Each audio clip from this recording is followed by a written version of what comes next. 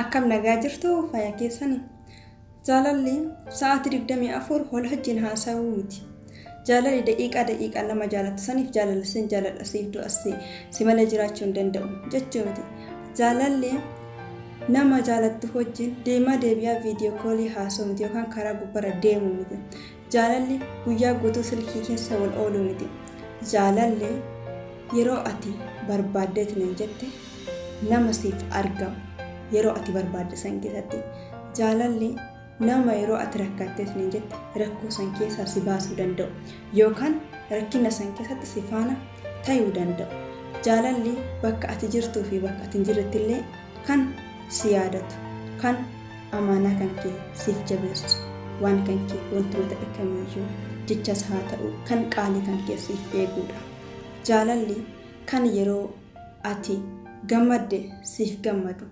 Jaalalli kan yeroo ati gadditeetiin jette si wajjin gaddu jechuudha. Kan bakkee marattuyyuu si wajjin dhaabbatu. Garuu sa'aatii 24 wal hojii haasa'aniif jaalalli jaalala ta'uu hin danda'u.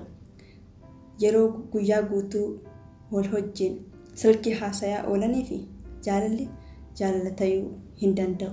Minaalbaata wal barumsa ta'uu danda'a.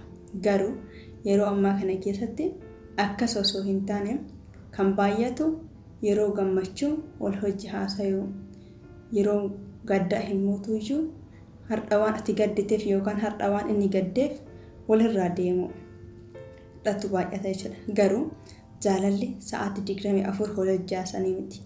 Jaalalli guyyaa guutuu silkii wal hojii haasa'anii miti. Kanaafuu iyyuu jaalalli dhugaa kan yeroo ati barbaaddeetiin jette siif argama.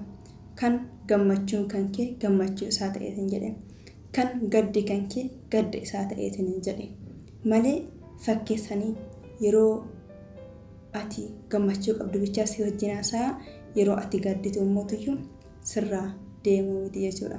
Maaliif jennaan jireenyi 10 jijjiiramti waan ta'eef jechuudha. Sa'aatii ammaa kana keessattuu waa baay'eetu jijjiiramaa jira. Kanaafuu iyyuu